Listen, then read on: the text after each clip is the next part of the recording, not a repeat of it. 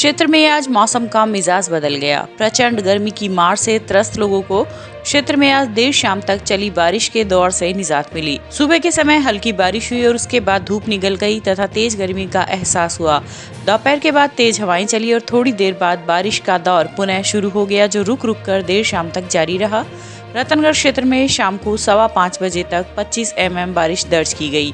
बारिश होने से स्टेशन सड़क मार्ग, सर्राफ कुआं, पोस्ट ऑफिस सड़क मार्ग सहित कई निचले भूभाग जलमग्न हो गए, जिससे लोगों को आवागमन असुविधा का सामना करना पड़ा।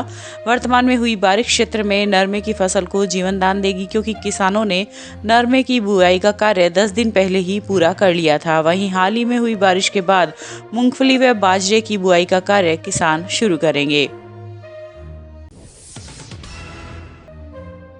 युवा कांग्रेस के राष्ट्रीय अध्यक्ष श्रीनिवास बीवी का आज जयपुर से डूंगरगढ़ जाते समय रतनगढ़ के संगम चौराहे पर कार्यकर्ताओं ने स्वागत किया। यूथ कांग्रेस के जिला अध्यक्ष आसिफ खान व युवा कांग्रेस नेता रामवीर सिंह रायका के नेतृत्व में कार्यकर्ताओं द्वारा राष्ट्रीय अध्यक्ष का माला एवं साफा पहनाकर स्वागत किया गया। इस मौके पर राष्ट्रीय अध्यक्ष बीवी को सालासर बालाजी की तस्वीर भी भेंट की गई।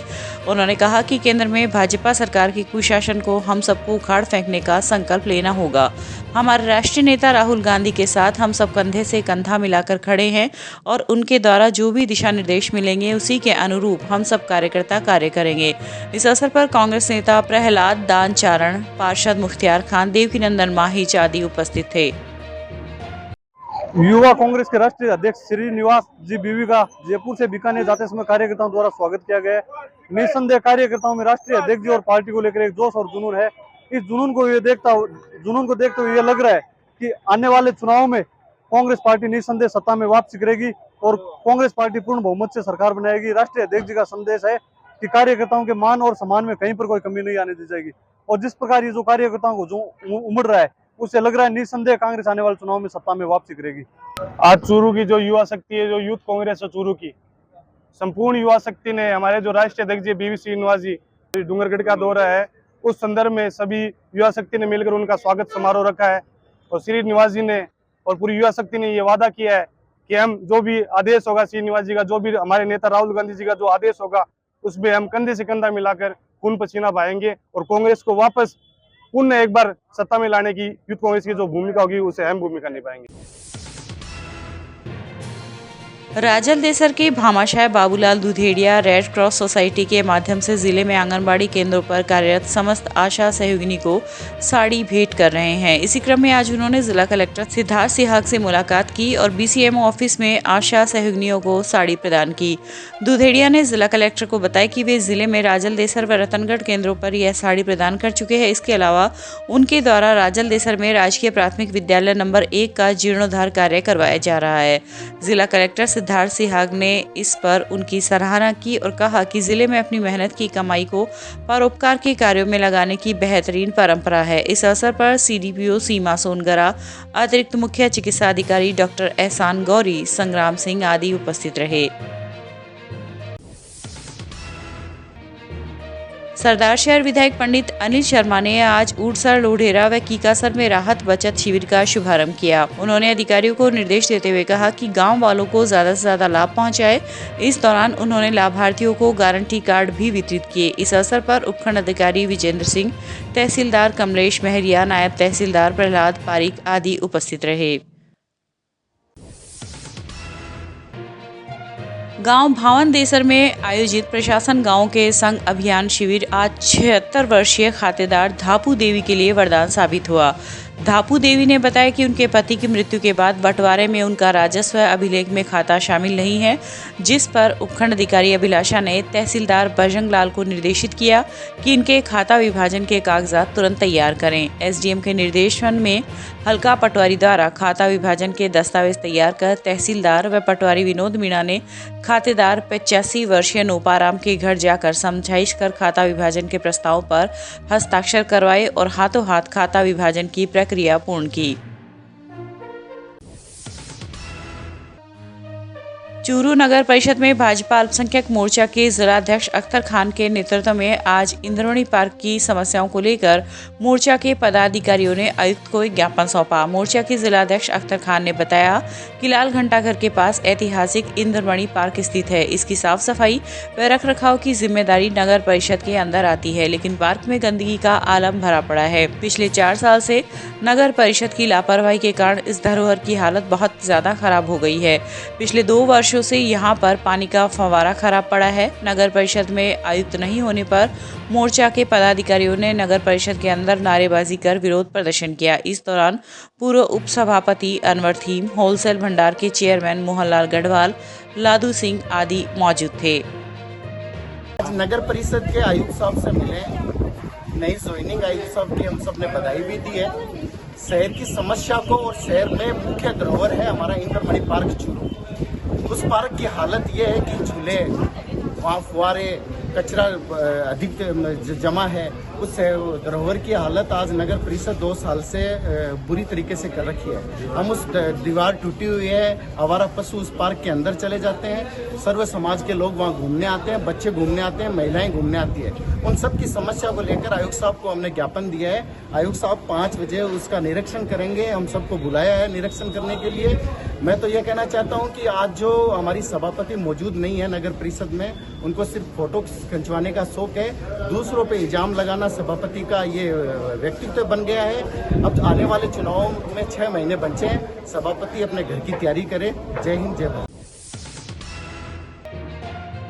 पड़िहारा पुलिस चौकी में पुलिस पब्लिक संवाद का आयोजन मंगलवार की शाम हुआ।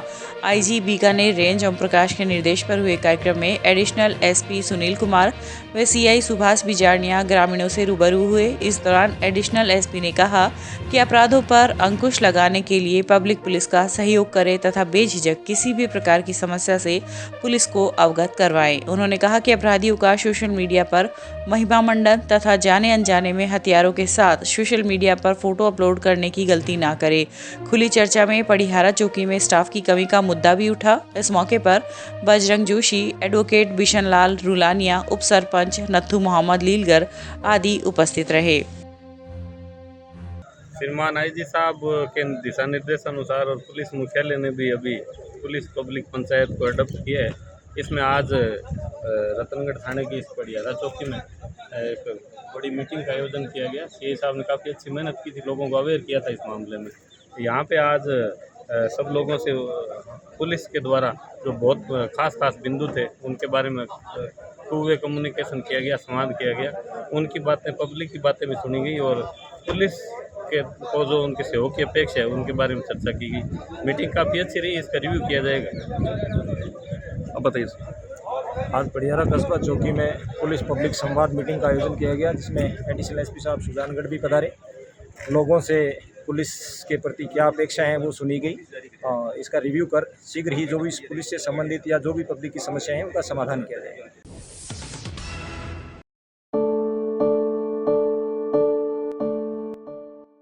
शरीर की अकड़न हमारे शरीर की जवानी को खाती जाती है। जैसे जैसे हमारी बॉडी स्टिफ होती जाती है वैसे वैसे हम ये मानिए बुजुर्गियत की ओर जाते हैं। उम्र बढ़ना बुजुर्गियत नहीं है, शरीर में बुढ़ापा आना बुजुर्गियत है। तो कैसे? आप गर्दन को चेक करिए, आपकी गर्दन की स्थिति क्या है। क्या आपका कान कंधे पे टच हो रहा है? कंधा कान के टच नहीं, कंधा तो नीचे ही रहेगा। कान कंधे पे टच हो रहा है? नहीं हो रहा तो समझ लीजिए गर्दन की अकड़न शुरू हो चुकी है। और अगर आपको इससे बचना है, दोनों तरफ लगा के देखिए। अगर आपको इससे बचना है तो श्वास छोड़ते हुए गर्दन को राइट साइड श्वास भरते हुए सामने, छोड़ते हुए लेफ्ट साइड, ये एक क्रिया। नंबर 2 क्रिया, कान को कंधे की ओर लेकर जाइए। अगर नहीं भी लगे तो कोई बात नहीं, नियमित अभ्यास करिए। 1 महीने बाद आपका कान कंधे पे लगना शुरू हो जाएगा। ये अभ्यास करिए, अकड़न को दूर भगाइए। राजलदेसर में भी मंगलवार की शाम माली सैनी समाज भवन में पुलिस मुख्यालय, आईजी व एसपी के निर्देशानुसार पुलिस पब्लिक के बीच आपसी सामंजस्य बनाए रखने के लिए पुलिस पब्लिक संवाद का आयोजन किया गया। इस दौरान सुजानगढ़ सेक्टर अतिरिक्त पुलिस अधीक्षक सुनील कुमार, रतनगढ़ थाना अधिकारी सुभाष बिजारनिया, राजलदेसर थाना प्रभारी रतनलाल बारूपाल, बैठक का सीएलजी सदस्य व कस्बे के गणमान्य नागरिकों द्वारा साफा माला पहनाकर स्वागत किया गया। पुलिस अधीक्षक सुनील कुमार ने कहा कि आमजन को पुलिस का सहयोग करना चाहिए। चोरियों पर अंकुश लगाने के लिए हम सबको जागरूक होना चाहिए। इस मौके पर आमजन ने कस्बे में अवैध रूप से बिक रही शराब पर रोक लगाने के लिए अपील की तथा बैंक ऑफ बड़ौदा तथा सुभाष चौक पर ट्रैफिक पुलिस लगाने की बात कही। देखिए, हमारे पुलिस मुख्यालय की तरफ से और श्रीमान आईजीपी साहब और जिला एसपी साहब के निर्देशानुसार आज यहाँ पुलिस पब्लिक का मीटिंग का आयोजन किया गया। क्योंकि ये पुलिस पब्लिक मीटिंग बिल्कुल भी फॉर्मल नहीं है, ये बहुत ही एक साधारण किस्म का और बहुत ही टू वे कम्युनिकेशन मीटिंग थी, जिसमें उनकी जो समस्याएं हैं, राजलदेसर की विशेषकर इस इलाके की जो समस्या है, पुलिस से संबंधित जो अपेक्षाएं हैं, जो नफरी कमी बताई और जो वन वे करने की बात है या किसी तरह की कोई अवैध गतिविधियां संचालित की जा रही है, उनको रोकथाम की बात है, तो उन पर डिस्कस करके और उनका समाधान तुरंत किया जाएगा। रही बात इस मीटिंग की, तो इस मीटिंग में जो चूँकि अपराध जो घटित हो रहे हैं उनमें सिर्फ पुलिस अपना कानूनी पक्ष तो अदा कर सकती है, लेकिन जो पब्लिक से भी हमारी अपेक्षाएं हैं, क्योंकि पब्लिक को ये पता ही नहीं होता कि उनको क्या करना चाहिए, तो उस पर डिस्कस किया गया। 8-10 बातें थी। इसमें एसएचओ साहब रतनगढ़ और एसएचओ साहब राजलदेसर ने भी अपने विचार के, उन्होंने सारी बातें बताई और जो बातें थी उसके बाद जो आमजन से हमने बात की तो उन्होंने बताया कि बहुत अच्छी मीटिंग रही और ये आगे भी जारी रहेगी। थैंक यू, धन्यवाद। चूरू के जोधपुर विद्युत वितरण विभाग में आज गांव ढींगी के झींगा मछली पालकों ने अधीक्षण अभियंता को एक ज्ञापन सौंपा। पूर्व जिला प्रमुख हरलाल सहार ने बताया कि यहां पर अघोषित बिजली कटौती 6 से 8 घंटे तक की जाती है। यहां पर कभी सिंगल फेज तो कभी डबल फेज में बिजली देते हैं।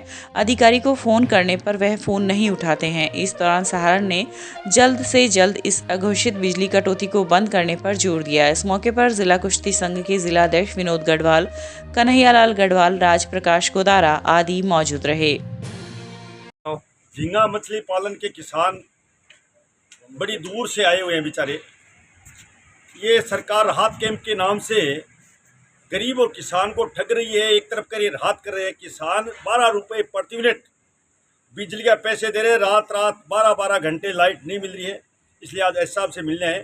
एस साहब ने लाइट का पूरा प्रबंध करने के कहा, नहीं करेंगे तो आगे बड़ी और बात करेंगे, ये किसान धरना देंगे। मगर ये गहलोत की सरकार किसान और गरीब की खिलाफ की सरकार है। ये राहत कैंप के नाम से किसानों को ठगना चाहती है, नहीं ठगी जाएगी।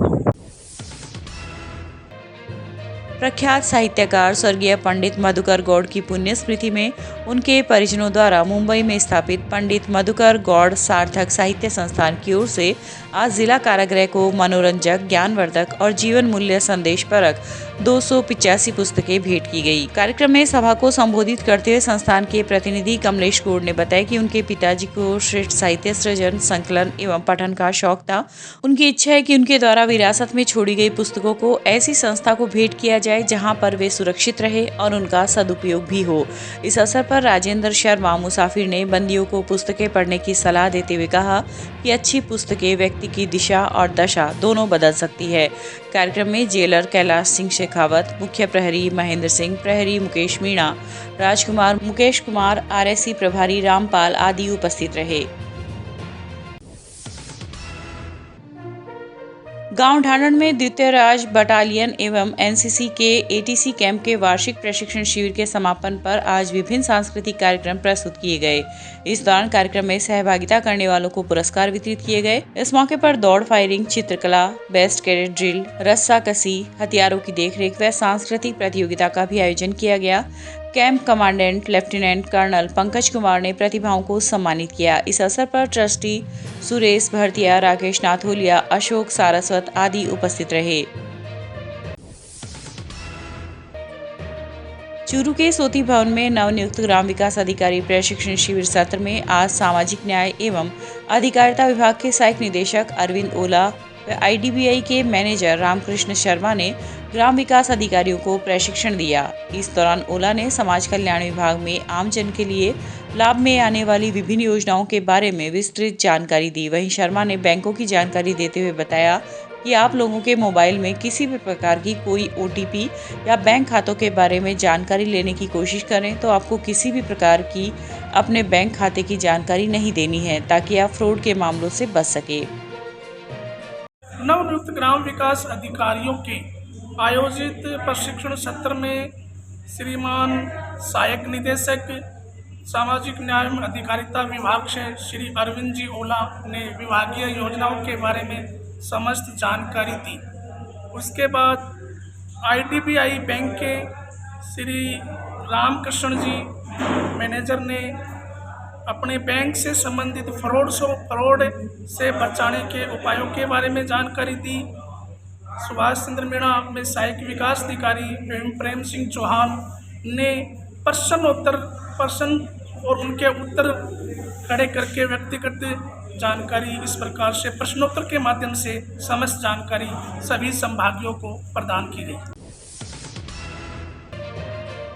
राजस्थान विद्युत प्रसारण निगम जयपुर के डायरेक्टर के पद पर आसीन सुआलका के पुत्र प्रयान के जन्मदिन पर आज ग्राम लोहा की गौशाला में गौ माता को लापसी खिलाई गई। AN राजेंद्र प्रजापत ने बताया कि डायरेक्टर सुआलका के निर्देशों से प्रसारण निगम के लगभग सभी बड़े पावर हाउस को मॉडल GSS बना दिया गया है और प्रति कर्मचारी को 5 पौधे लगाने का निर्देश देकर पर्यावरण संरक्षण में विशेष भूमिका निभाई है। रतनगढ़ की राजकीय जालान कॉलेज से परीक्षा देकर बाइक पर सवार अपने घर लौट रहे रिश्ते में भाई बहन को एक निजी बस ने पीछे से टक्कर मार दी। घटना में बाइक सवार दोनों जने घायल हो गए, जिन्हें जिला अस्पताल में भर्ती करवाया गया, जहां पर डॉक्टरों ने प्राथमिक उपचार के बाद हायर सेंटर रेफर कर दिया। घटना के बाद जिला अस्पताल में लोगों की भीड़ लग गई। मिली जानकारी के अनुसार तहसील के गाँव जेगनिया बिदावता निवासी 23 वर्षीय पूजा स्वामी व 26 वर्षीय सुभाष स्वामी राजकीय जालान कॉलेज में परीक्षा देकर अपने घर लौट रहे थे कि नेशनल हाईवे 11 पर गांव पायली स्थित ओम बना मंदिर के पास निजी बस ने बाइक सवार भाई बहन को पीछे से टक्कर मार दी, जिससे दोनों घायल हो गए।